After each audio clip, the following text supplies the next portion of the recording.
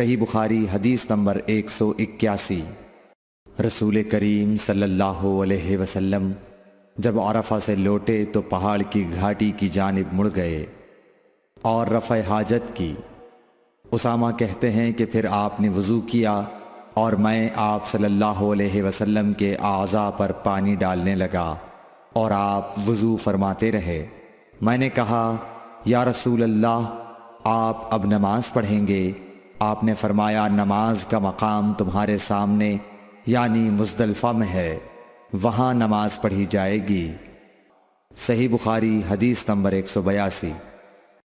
مغیرہ بن شعبہ رضی اللہ عنہ ایک سفر میں رسول کریم صلی اللہ علیہ وسلم کے ساتھ تھے۔ وہاں آپ رفع حاجت کے لیے تشریف لے گئے۔ جب آپ واپس آئے، آپ نے وضو شروع کیا تو مغیرہ بن شعبہ آپ کے اعضائے وضو پر پانی ڈالنے لگے۔ آپ صلی اللہ علیہ وسلم وضو کر رہے تھے۔ آپ نے اپنے منہ اور ہاتھوں کو دھویا، سر کا مسح کیا اور موزوں پر مسح کیا۔ صحیح بخاری حدیث نمبر 183۔ عبداللہ بن عباس رضی اللہ تعالی عنہ نے رات رسول کریم صلی اللہ علیہ وسلم کی زوجہ مطہرہ اور اپنی خالہ میمونہ رضی اللہ عنہا کے گھر میں گزاری۔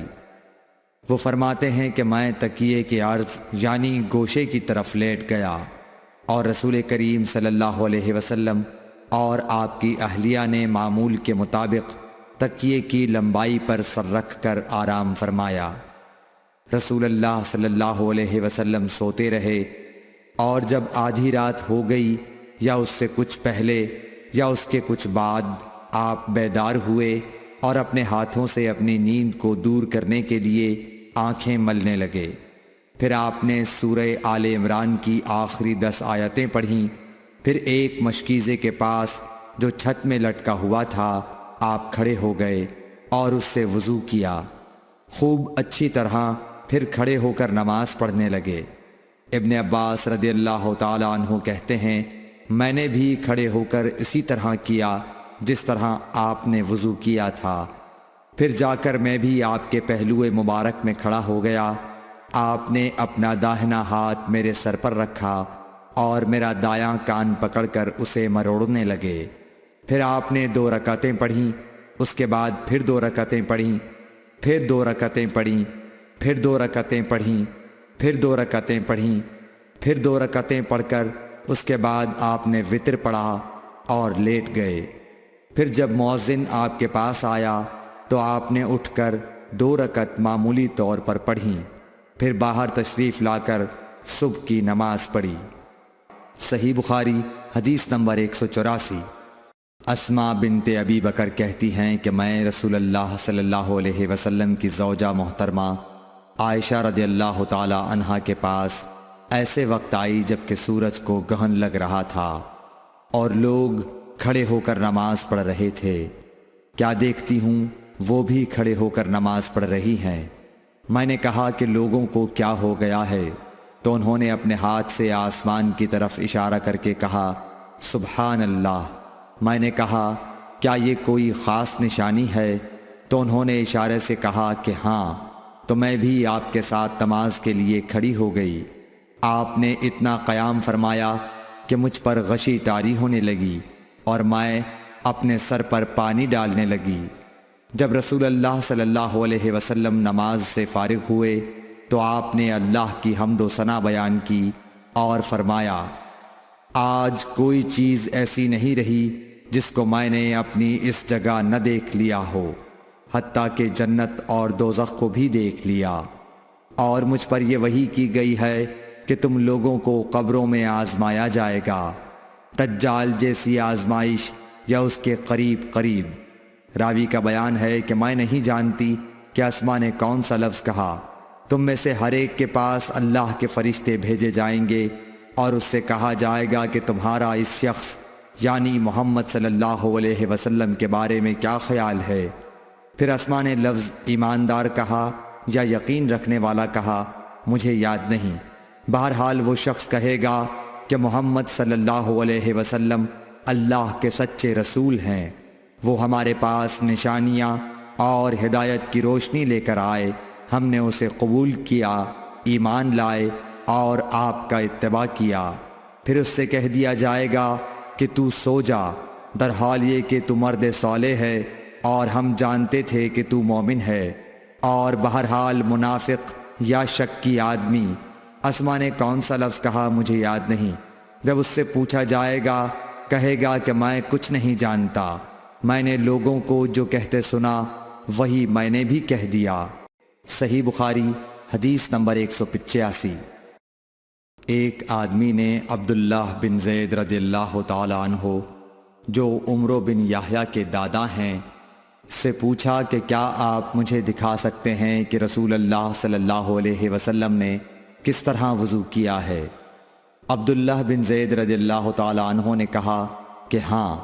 پھر انہوں نے پانی کا برتن منگوایا، پہلے پانی اپنے ہاتھوں پر ڈالا اور 2 مرتبہ ہاتھ دھوئے، پھر 3 مرتبہ کلی کی، 3 بار ناک صاف کی، پھر 3 دفعہ اپنا چہرہ دھویا، پھر کوہنیوں تک اپنے دونوں ہاتھ 2 مرتبہ دھوئے، پھر اپنے دونوں ہاتھوں سے اپنے سر کا مسح کیا، اس طور پر اپنے ہاتھ پہلے آگے لائے پھر پیچھے لے گئے، مسح سر کے ابتدائی حصے سے شروع کیا، پھر دونوں ہاتھ گدی تک لے جا کر وہیں واپس لائے جہاں سے مسح شروع کیا تھا، پھر اپنے پیر دھوئے۔ صحیح بخاری حدیث نمبر 186۔ عمرو بن حسن نے عبداللہ بن زید رضی اللہ تعالیٰ عنہ سے رسول اللہ صلی اللہ علیہ وسلم کے وضو کے بارے میں پوچھا تو انہوں نے پانی کا طشت منگوایا اور ان پوچھنے والوں کے لیے رسول اللہ صلی اللہ علیہ وسلم کا سا وضو کیا۔ پہلے طشت سے اپنے ہاتھوں پر پانی گرایا، پھر 3 بار ہاتھ دھوئے، پھر اپنا ہاتھ طشت میں ڈالا اور پانی لیا، پھر کلی کی، ناک میں پانی ڈالا، ناک صاف کی 3 چلوؤں سے، پھر اپنا ہاتھ طشت میں ڈالا اور 3 مرتبہ منہ دھویا، پھر اپنے دونوں ہاتھ کوہنیوں تک دوبارہ دھوئے، پھر اپنا ہاتھ طشت میں ڈالا اور سر کا مسح کیا، پہلے آگے لائے پھر پیچھے لے گئے 1 بار، ٹخنوں تک اپنے دونوں پاؤں دھوئے۔ صحیح بخاری حدیث نمبر 187۔ ابو جحیفہ رضی اللہ تعالی عنہ کہتے تھے کہ ایک دن رسول اللہ صلی اللہ علیہ وسلم ہمارے پاس دوپہر کے وقت تشریف لائے تو آپ کے لیے وضو کا پانی حاضر کیا گیا، جس سے آپ نے وضو فرمایا۔ لوگ آپ کے وضو کا بچا ہوا پانی لے کر اسے اپنے بدن پر پھیرنے لگے۔ آپ نے ظہر کی 2 رکعتیں ادا کیں اور عصر کی بھی 2 رکعتیں، اور آپ کے سامنے آڑ کے لیے ایک نیزہ تھا۔ صحیح بخاری حدیث نمبر 188۔ ابو موسیٰ اشعری رضی اللہ تعالی عنہ کہتے ہیں کہ نبی کریم صلی اللہ علیہ وسلم نے ایک پیالہ منگوایا جس میں پانی تھا، اس سے آپ نے اپنے ہاتھ دھوئے اور اسی پیالے میں منہ دھویا اور اسی میں کلی فرمائی، پھر فرمایا تو تم لوگ اس کو پی لو اور اپنے چہروں اور سینوں پر ڈال لو۔ صحیح بخاری حدیث نمبر 189۔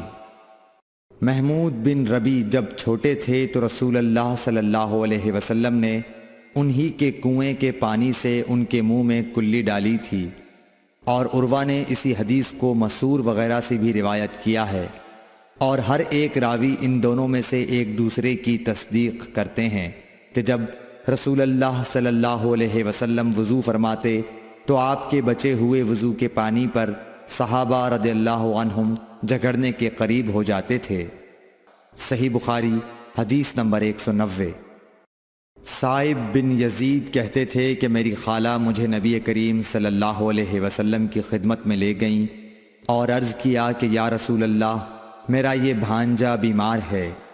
آپ صلی اللہ علیہ وسلم نے میرے سر پر اپنا ہاتھ پھیرا اور میرے لیے برکت کی دعا فرمائی، پھر آپ نے وضو کیا اور میں نے آپ کے وضو کا بچا ہوا پانی پیا، پھر میں آپ کی کمر کے پیچھے کھڑا ہو گیا اور میں نے مہر نبوت دیکھی جو آپ کے مونڈھوں کے درمیان ایسی تھی جیسے چھپر کھٹ کی گھنڈی یا کبوتر